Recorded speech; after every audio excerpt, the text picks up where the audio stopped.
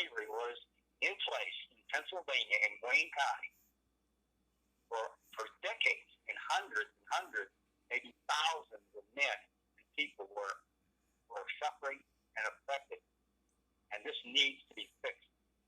We're recording right now, by the way. I just want you to know. Okay. And I wanted to record it because I thought that was so fresh what you said, Yeah. because what we learned today is and this is just a regular blog, it's not part of the book, but today we figured out how the media was complicit in keeping this story buried, is that they made it sound like a historical adventure. Oh, yeah. It's not that at all. Oh, yeah, country club. You know, everything's spick and span. Nice smiling doctors and nurses taking care of the happy patrons. God, they put out a line of BS that was unbelievable. Oh, yeah. And they said that to the press, and the press said, okay, we know better, but we'll carry this fairy tale version of your story, even though we know from other people telling us that this isn't true. But, you know, this is the official word from the so-called doctors and psychiatrists, so this is what we'll print, you know? And that's exactly what they did. They every article, I'm gonna probably, if I can later on down at the very end of this post, I'm gonna post some articles and some things that will at least give you some leverage about what George saw and what the media and some of the bloggers say about Farview. Farview Right. was painted as a place where it was built by the Quakers, and it had this beautiful entranceway, and it was decorated nice, and it is nothing like that.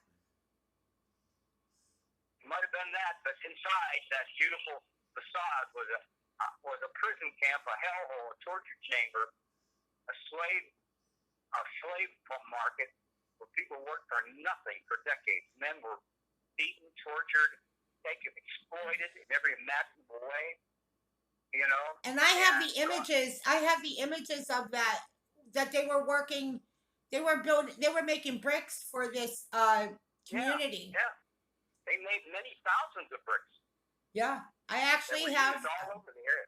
I actually have the images that will help reaffirm it. If you look in the article, it cost them all of 87 cents per day per inmate to take care of them. And I know they got more money than that from the state funds, let alone the free labor, and yet it only cost them. It's like, you remember when we had slavery, they tried to get, the movie Bounty, they were going to get breadfruit from Haiti to feed them, the cheapest food, because they wanted to cut down the cost of keeping slaves. Well, the same thing was done here. They wanted to cut the cost of keeping their slave population, so they cut it to 87 cents each per day, even though they were making a ton more money than that per day off of them being there. And you saw firsthand what your dad went through. Like, remember when you were talking about this in the audiobook about what your... They urinated on the food. Can you believe that? Oh, my God. Dulce food, and they urinated on the food that they fed them. The inmates knew it. And it was almost unbearable to even try to eat that garbage. Oh, boy. To stay alive. I mean, the stories go on and on about the horrific conditions inside there. But the media ignored all that, and they didn't do an in-depth investigative report. And what we want to explain is, when we say media, I would include bloggers. Like, the blogger that was writing this story was not... Well, back in the day, they mainly had newspapers. Yeah. Mainly. They didn't have, blogs.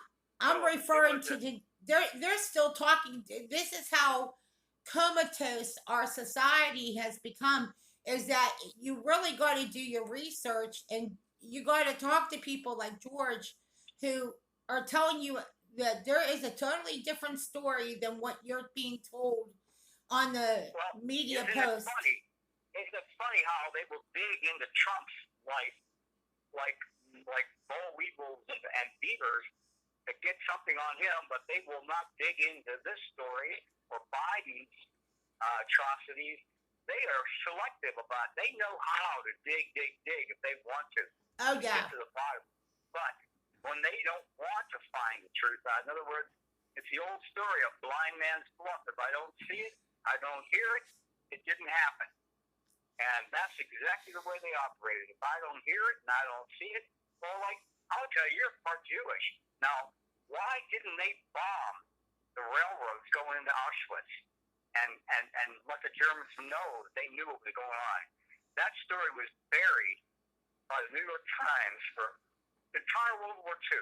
They knew that millions of Jews were being exterminated in Auschwitz, but no bombing campaign ever was sent against that camp or the railroads leading into it. And if they would have had one bombing raid on those railroads, that would have sent a big signal to Germans: we know what you're doing, and you're all going to be put on trial and hung for this. That would have stopped it right there. But not one time, even though we knew about it, the United States knew about it as early as 1942. We bombed their cities, Germany, we bombed their railroads, we bombed their ships. We never went and bombed anything to do with the extermination camp the Germans ran. Now, isn't that curious? And the press, the New York Times, covered that all up during the war. But now, that tells you how selective they are when it comes to what they want to dig into, drill into, and investigate.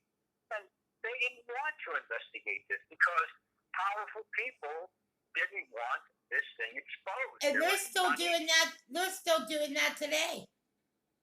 Yeah, it's still going on today. They'll drill into everything about Trump. They'll find out what he ate for breakfast when he was in kindergarten. Oh yeah. But Biden, so why don't we change the topic a little bit and let's talk about the image that we came across, because I tried to locate the artist that created this image, and I couldn't find the artist. So, the artist who created this image, thank you so much. If it's okay, we want to go ahead and further use it and get copyrights for it, because we can do that through the copyright. We could do that easily through my attorney. I talked to my attorney, and we just need to have permission. So it's not hard to do. And I just want to thank you ahead of time for doing such a wonderful job, because this image, it can be recreated, but it is such a good piece of artwork that I think it really tells the story of what happened to George Fenela's dad, George S. Fenela. And exactly. What happened to you today when you went to photocopy it? I mean, it's beautiful, isn't it? It's beautiful. I did it in black and white and color. Look, and sometimes, in some places, the black and white is a better matchup with what I got. In some places, the color is better. So I got it both ways, and as I put together various combinations, I can pick and choose where and how I want to use it. But it's a tremendous cover for the book. Tremendous cover. It shows a beautiful side to what. Boy, does that nail? I mean, right there, that sets the frame of reference for the entire book. When you look at that picture, you want to open that book up and read. Yeah. I mean, that picture touches your emotions to the point where you've got to read this book. Well, I wanted us to have a casual session, because I wanted to tell you I talked to my attorney today, and he's working on it, and they have till the end of the month to work on the rest of this. But I feel like this journey that we're on that's why I'd rather do the blog and do the journey about what we discovered in it. And I feel like we discovered something very beautiful about artwork that was displayed here. And what you see here in the blog right here as you're listening to us, I feel like it's exactly what you said. It's like the kind of thing you want to pick up and hold close to your heart, and you should, because I think George's dad's spirit is in this, and I really think that because we live in a spiritual realm, that the story has to be told so that it doesn't happen again. And George, tell us more about the print shop, like what, because I went to Sir Speedy and they had it all ready to go. Well, I just happened to have a friend that did it for me. And I don't know exactly how he did it, but he's my buddy. And he got it done. I didn't ask any questions. He brought out the copies to me and said, there you go. What did he? He copied, pictures of him. And he likes what I'm doing. He knows about my book. And he kind of winks at me and he says, I got to read this book when you're done with it. He's one of those kind of people that's the strong, silent type, and he gets stuff done. When you tell him you got a problem, somehow when you take it to him, it gets solved. And Yeah. you don't ask any questions. You don't ask any questions how he does it, but he does it. Well, there's a story before George and I started working on this and talking about the things we've been talking about. I want to take you back a couple months ago about a story I started called Lonesome Dove. And George is the person in this, and so is my sister Monica. George being the sheriff of in the story, and Monica being Skipper, the skipper's daughter. My dad was a captain of a boat in the Marine Corps. Right. And telling stories is not a big deal. Like telling fictional stories, this is a true story. And I think that's what we want to make sure is that when something like this happens, it's not unthinkable or unheard of. It's just you need a story that would not only bring your family together, but it'll help you to have a discussion about what the reality is about the mental health system. That whenever they talk about these contact workers knocking at your door asking all these questions and forced vaccinations, we're going to have a conversation as a family. Isn't that right, George? That's exactly right. Exactly right.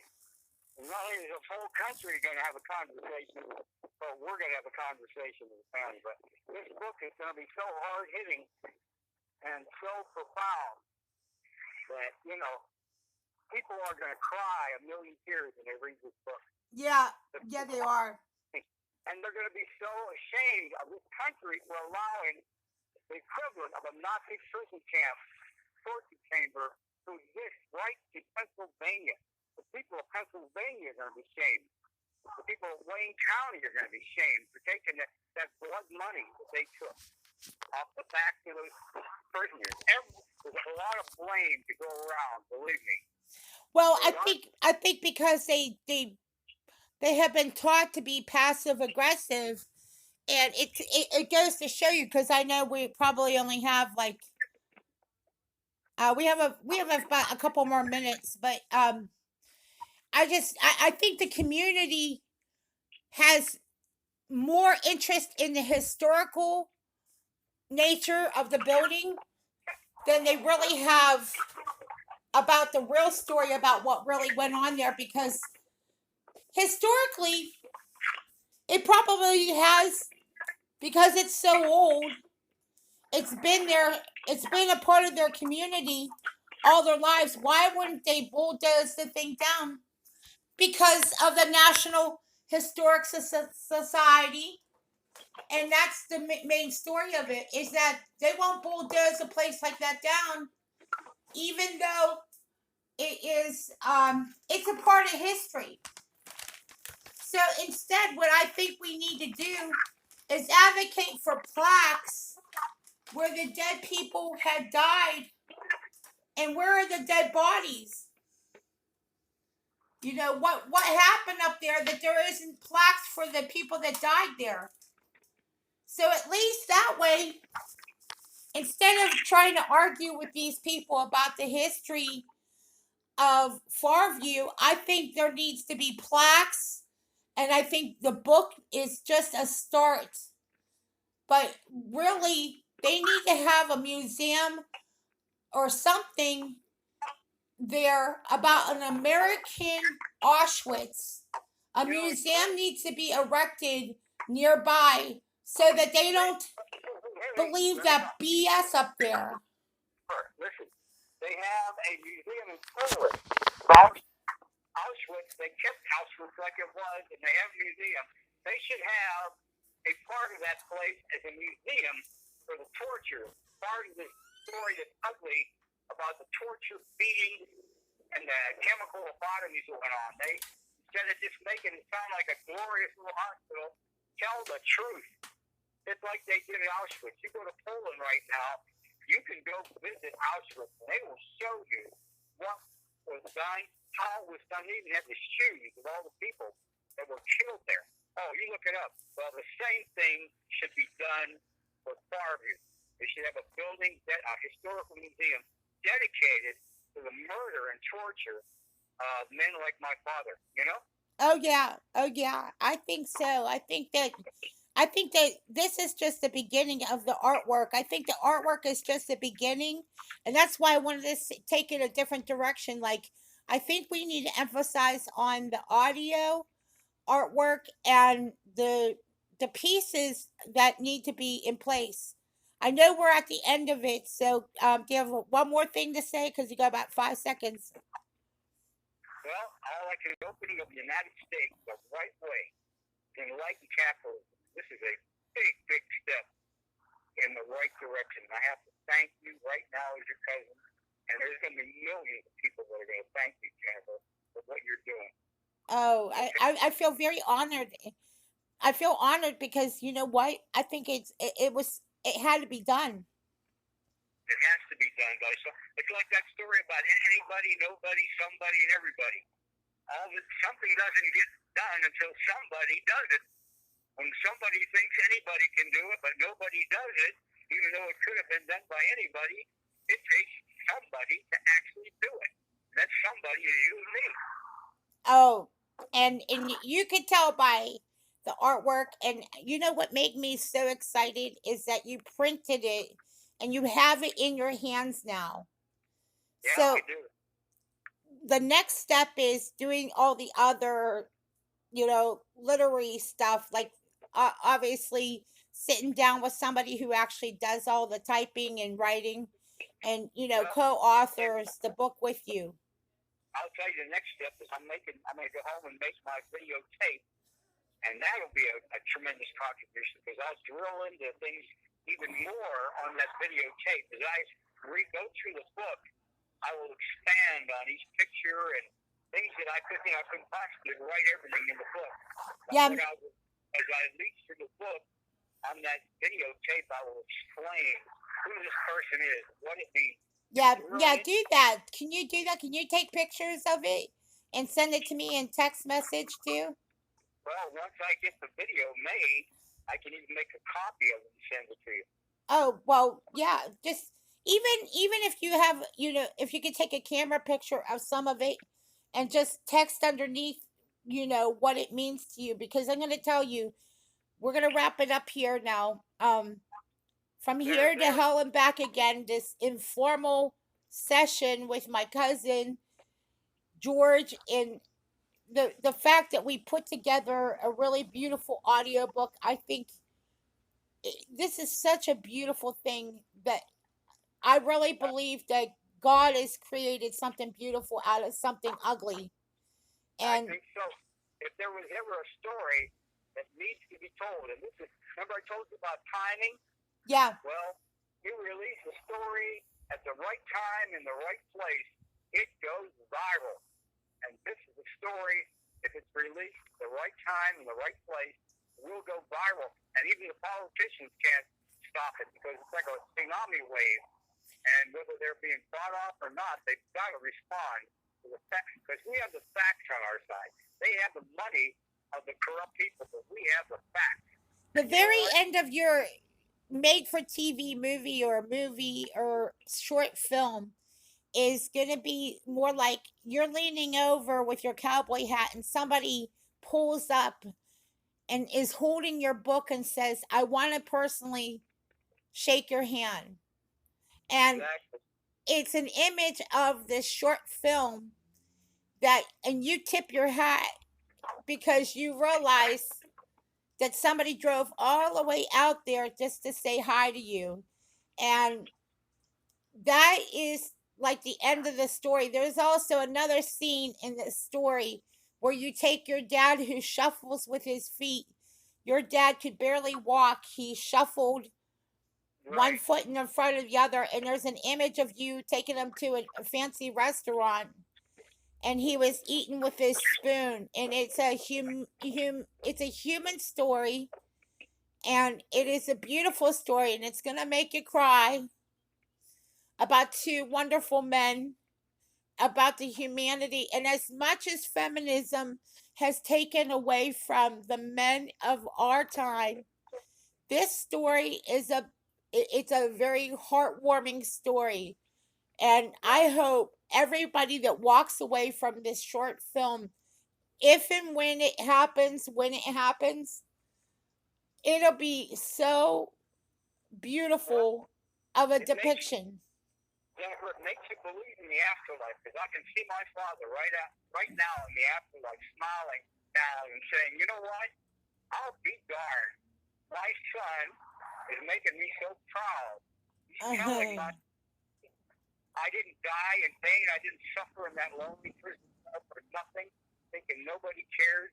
I am so proud of my son and Jennifer for what they're doing down on earth, because I am sure that he is smiling and dancing up there and saying, at last, thank God Almighty, at last, the truth is going to be told about what went on in that place."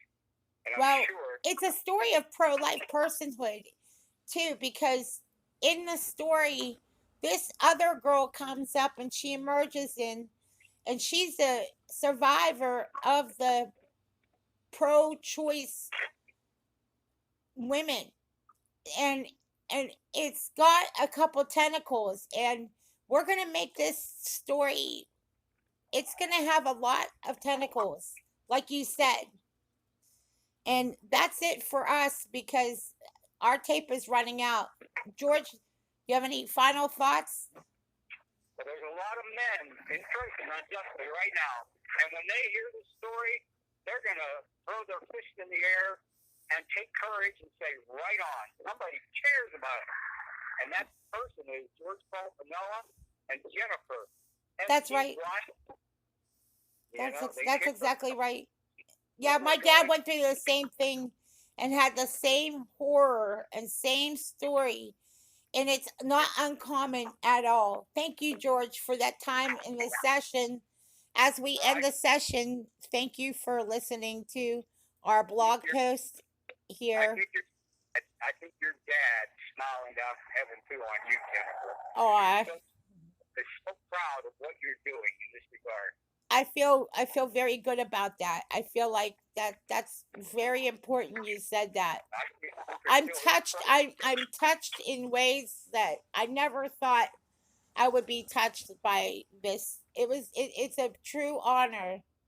And I know that these people have been begging for an advocate, more or less. So you definitely know that there's an advocate here.